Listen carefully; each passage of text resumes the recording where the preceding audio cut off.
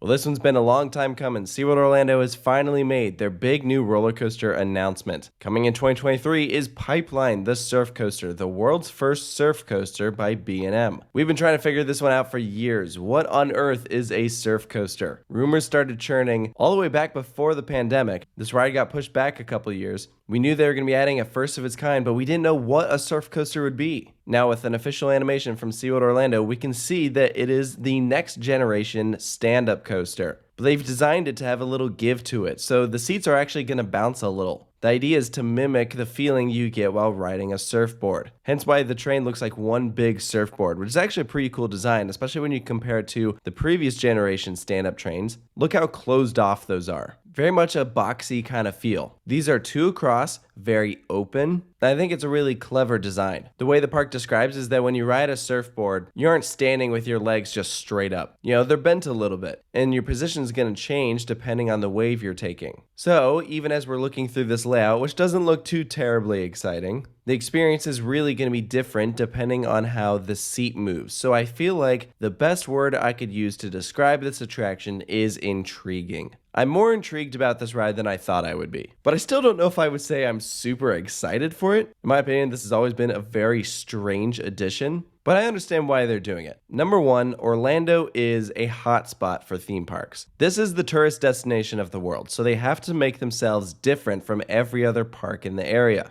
And what do you do when there is just so much competition? You do something different. There are no other stand-up coasters in Orlando. So in that regards, this attraction does make sense. Now, the fact that they're bringing back the stand-up coaster, which is pretty much a dead concept, we haven't seen one of these in a very long time, it's a bit of a strange move. I don't feel like anyone really asked for this. I think it has the potential to be cool. The only problem is stand-up coasters as of right now don't have the highest reputation. They're not really beloved attractions. So I find it hard to believe that anyone would get off this attraction and be like, wow, that's my new favorite roller coaster. I think it'll be neat. I think there's definitely a lot of pros to it, and I've mentioned some of these in past videos. The fact that they're adding an attraction to the front of the park is a wonderful choice. They've been needing a front gate coaster. You'll be able to see this thing right from the parking lot as soon as you get on property. It'll also connect one side of the park to the other. Previously, that was an event pathway that was really only open during Christmas time. So now it'll make things a full loop when you go from the stadium to the front entrance. And I think it's going to be really scenic. It's going to give some good views. And I like how this attraction is going to go right up against the pathway, so it should provide some really good photo ops. In terms of the physical layout, Pipeline will launch you up to 60 miles per hour. This launch is going to have a little bunny hop in it, similar to Icebreaker, which is a little strange that both launch coasters in the park have that. But this airtime hill is going to be part of the physical launch, as opposed to Icebreakers comes actually after you stop accelerating. You're going to soar up into a big overbank. I know, strange choice, right, for a first element. That's your max height at 110 feet. You go through a twisted kind of airtime hill. I imagine that's going to be a big moment when that seat is kind of bouncing. As soon as you hit that peak, you might rise up a bit. That's just my guess, is during those negative moments, you'll rise up. During those positive moments, you'll go down. We'll have to wait and see if that actually ends up being the case. You then go through the ride's only inversion. Yes, there is one inversion on this coaster. Again, very strange. They're describing it as a wave curl inversion. Again, very much mimicking an element that surfers would do.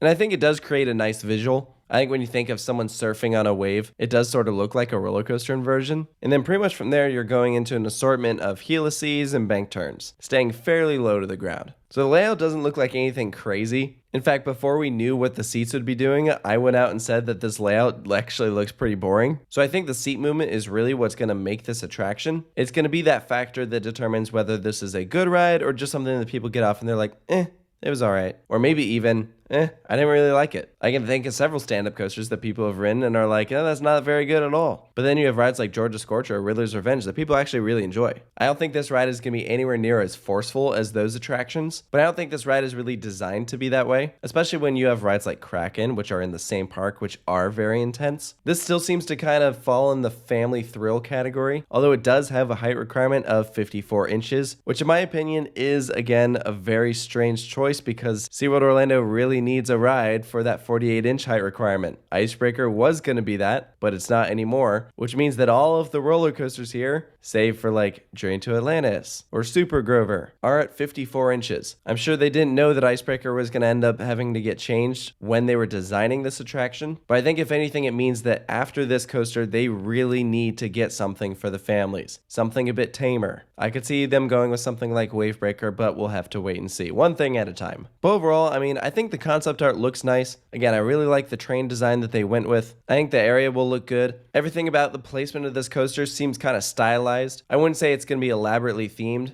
Don't expect much in the queue or anything. I imagine there could be like some signs referencing surfing, some like bright colors around the area. Enough that it'll look nice. But it's all part of this whole marketing plan that SeaWorld has where they're trying to really encourage people to come out to this park for the roller coasters. It's a change in the direction from come to our park because we have a bunch of marine animals. They're saying we are the coaster capital of Orlando. We have the best roller coasters in the area. That's why you should visit our park. So we'll definitely have to see how it works out for him. But I think to wrap things up, I'm very interested in seeing how this ride plays out. But to be honest, I still don't know how I feel about it. I think it is a very strange addition to this park. If you had asked me a couple of years ago, I would not have ever guessed that they would have added something like this. I think there are several things that would have been a better fit there. But again, I see why they're doing it. Personally, I just wouldn't say that my excitement level for it is very high. But I'd love to be proven wrong. I'd love to get off this thing and be like, wow, I really enjoyed that. That was really good. But I think just when you look at the combination of the fact that the layout doesn't look anything crazy and it's a stand-up coaster, I'm just kind of like, all right, yeah,